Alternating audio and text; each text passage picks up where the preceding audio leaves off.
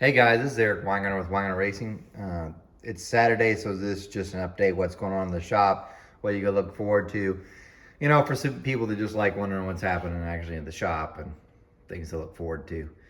Anyway, these videos last no longer than, usually between 3 and 5 minutes, but no longer than 10. But let me get you through this. So, what you see here, this is a Brodix Dragon Slayer. This is an interesting one. This just came in this week. This is probably going to be a video for tomorrow. What this is a customer had sent this and said, hey man, I did some port work. Could you evaluate it and tell me what I did right or what I did wrong? So that's what it'll be. This is really, it should be a neat one when you think about it, because a lot of you are probably in the same position. So you'll hear me evaluate the head, tell what I like, what he did, and what I don't like what he did, and things he could change and improve. So there's that one. That's tomorrow's. But this actually came up. So this was the Liberty LS head from, I think, last Sunday's video. Anyway, told you about how I like the head, but it has problem getting valves. Well, valves finally actually came in. I found 2 manufacturers that make them. I'm not a fan of either one of the valves, but when I lapped one in, I found this. So this will be another video. If you see that gray line, that's the lap line. And you see that silver that's right below it? Yeah, that's the material what it should be. This lap line should be down lower. So we get to talk about that, because as you can tell, you can't put a back cut on that valve. And if you can't put a back cut, it ain't gonna flow worth a damn. I mean, it will at peak, but it won't anywhere else. So I'll get to do some work with that. In other words, I get to recut the valve job. And I'm blending it in, and it probably is gonna pick up a little bit of flow with doing that. So we'll get to see that. We'll talk about that. That'd be kind of neat. Anyway, that's another video coming up. But let me show you some of the other stuff. I know several people were asking, when are you ever gonna race your truck again? And well, to be honest with you, yesterday would have been probably not been too bad of a day, except for I decided on Thursday I was going to go practice swimming again. And for those that have followed along at all, it happened again. I did a great swim and went in right into AFib at the end of it. So I went to the emergency room yesterday and I was there for 12 hours. Yes, 12 effing hours.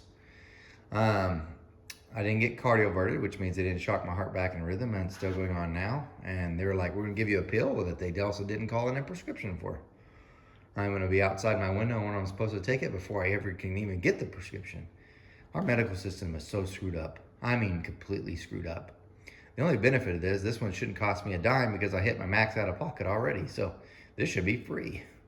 I shouldn't say free, I'm already paying $900 a month in insurance. But anyway, due to that, of course, I couldn't race the truck. I actually kind of thought I'd be out in like maybe 4 hours. They just shocked me, because the last time that I was shocked, I was out in 4 hours. And then maybe I could load things up. Didn't happen. Anyway, since I know you guys care about the whole truck stuff, next week wouldn't be so bad, but next week here in Tulsa, they're having no Pret Kings. I'm really debating whether to even go to it. I think it'd be kind of a cool thing to go to, but I don't know, we'll see. So point being, the truck can't go out for that, obviously. The week after that should be available, but haven't check the schedule, see if they got something major on the schedule. If they do, then usually they don't have testing to them. If they don't, then I think I'll try to take it out. I'll get some methanol and we'll get her all loaded up and ready to go, because it's down the ground. We're good. So everything's, besides cleaning it up, it's good to go. So we're good to go see if it actually improves with methanol. Right now it's got the gas carburetor on it, but just so I can start it up and move it. But switched over methanol, put the methanol carburetor, we'll see. But anyway, there's that. I actually cleaned up the GM splayed heads and I put them in the solvent tank, and then I can actually flow them this week, and that should be a really cool one for those that didn't watch last week. I couldn't flow it like it was just too dirty. It wouldn't be a good flow test. That's coming up. I did finish porting some other stuff. This is a Brodix manifold sitting here to dry. This is not Brodix manifold, but out of rock. This is a 2970. I'll get to talk about that in some video. That should be pretty cool. These heads aren't that great. I'm just gonna flow them. The customer brought these in just to be refreshed. It's RHS 360s. For those that ever have to cut a valve job on these, I hate cutting valve jobs on these seats. They're super hard. They're a pain in the rear.